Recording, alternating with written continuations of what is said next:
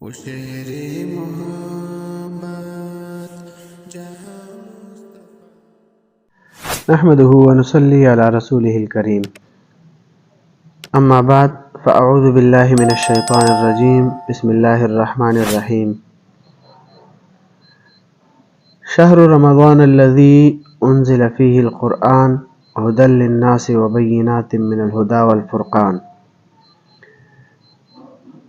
رمضان کے مہینے کو باقی مہینوں کے اوپر فضیلت حاصل ہے کہ اس میں بے پناہ اللہ تعالیٰ کی برکتیں اور رحمتیں نازل ہوتی ہے۔ جنت کے دروازے کھول دیے جاتے ہیں اور جہنم کے دروازے بند کر دیے جاتے ہیں، شیاطین قید کر دیے جاتے ہیں اور نیکی کی زیادہ سے زیادہ توفیق حاصل ہوتی ہے۔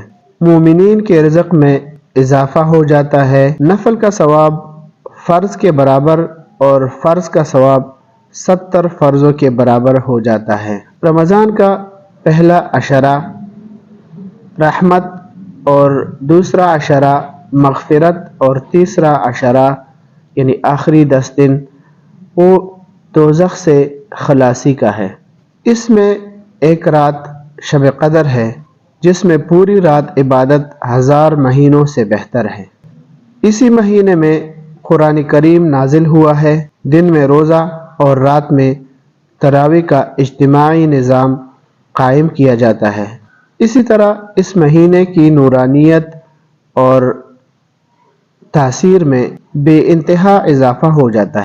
ہر مومن کو کسی نہ کسی درجے میں اس کا ادراک اور احساس ہوتا ہے۔ رمضان میں روزہ رکھنا فرض ہے، اس کا انکار کرنے والا کافر ہے اور نہ رکھنے والا فاسق ہے۔ روزہ رکھنے کی بڑی فضیلت ہے۔ حدیث قدسی میں آتا ہے، اللہ تعالیٰ نے فرمایا کہ روزہ میرے لیے میرے بندوں کی طرف سے ہے اور اس کا اجر و ثواب میں خود عطا کروں گا۔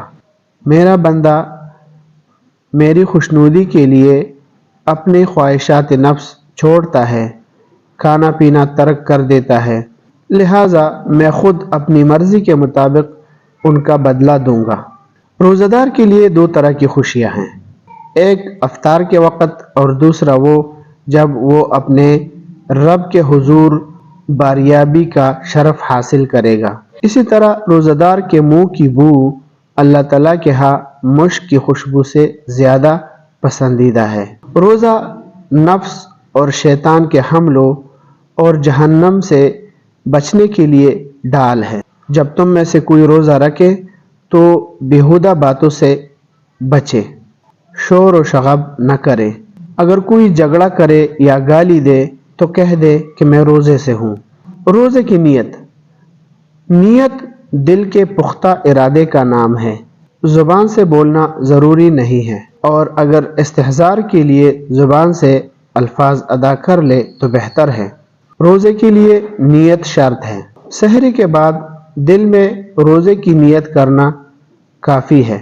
اگر نیت کے بغیر دن بھر کھایا پیا کچھ بھی نہیں تو روزہ نہیں ہوگا۔ رمضان کے روزے کی نیت سحری کے بعد صبح صادق سے پہلے کرنا بہتر ہے۔ اگر صبح صادق سے پہلے نیت نہیں کی تو زوال سے کم از کم 1.5 گھنٹہ پہلے نیت کر سکتا ہے جب کچھ کھایا پیا نہ ہو۔ سحری کھانا سنت ہے اور یہ برکت والا کھانا ہے۔ آدھی رات کے بعد جب بھی کچھ کھائے پیے تو وہ سحری کے قائم مقام ہو جائے گا، البتہ آخر حصے میں کھانا افضل ہے۔ اگر مؤذن صبح صادق سے پہلے اذان دے دے غلطی سے تو بھی سحری کھا سکتے ہیں۔ روزہ صبح صادق کے بعد شروع ہوتا ہے۔ افطار یقینی طور پر غروب آفتاب کے فوراً بعد افطاری کرنا جلدی مستحب ہے اور دیر کرنا مکروہ ہے۔ کیلنڈر میں لکھے وقت کے 3 منٹ بعد احتیاط میں ہے۔ اسی طرح افطار میں کھجور اور چھہارا افضل ہے۔ دوسری چیزوں سے افطار کرنے میں بھی کوئی حرج نہیں ہے۔ اسی طرح نہ ثواب میں کوئی کمی ہوتی ہے اور حرام چیز سے افطار کرنا حرام ہے۔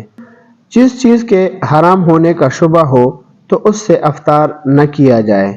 افطار کی وجہ سے مغرب کی نماز میں نمازیوں کی وجہ سے یعنی ان کی رعایت رکھتے ہوئے 10 منٹ تک تاخیر کی جا سکتی ہے۔ افطار کی دعا اللہم انی لک صمت وعلی رزقک افطرت، اسی طرح دوسری دعا اللہم انی لک صمت وبک آمنت وعلیک توکلت وعلی رزقک افطرت۔ افطار کے بعد کی دعا ذہب الظمأ وابتلت العروق وثبت الاجر انشاءاللہ، پیاس بجھ گئی، رگیں تر ہو گئی اور اجر ثابت ہو گیا انشاءاللہ۔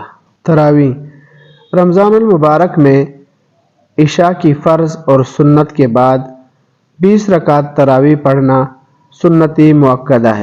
محلے کی مسجد میں جماعت کے ساتھ تراویح پڑھنا سنتی مؤکدہ کفایہ ہے۔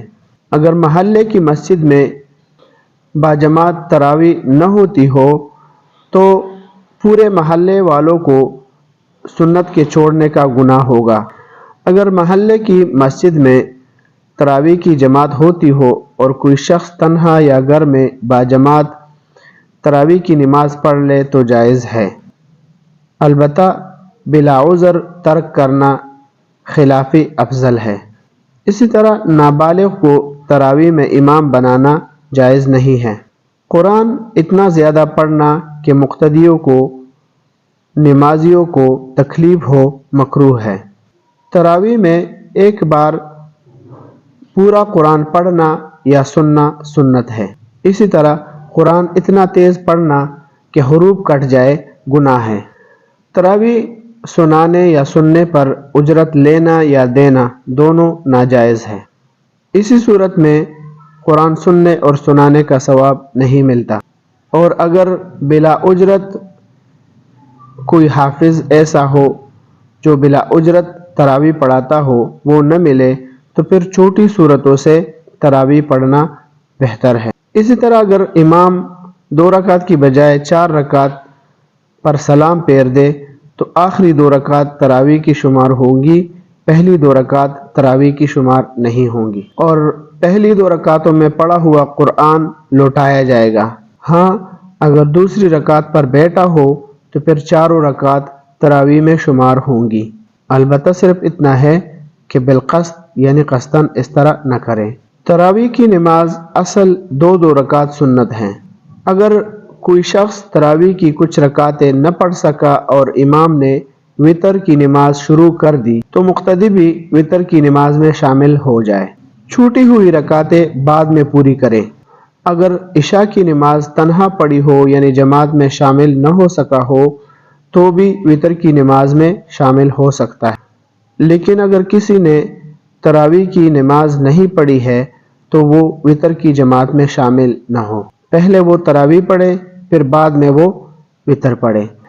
لیکن اگر وہ وتر کی جماعت میں شامل ہو گیا تو نماز ہو جائے گی، لوٹانے کی ضرورت نہیں ہے۔ تو حضرات یہ پہلا حصہ تھا، انشاءاللہ رمضان کے متعلق جو ضروری مسائل اور فضائل اور احکام ہے اس کا دوسرا حصہ بھی آئے گا۔ آپ سب حضرات سے گزارش ہے کہ ان ویڈیو کو زیادہ سے زیادہ پھیلائے تاکہ لوگوں کو مسائل معلوم ہوں۔ وما علینا الا البلاغ۔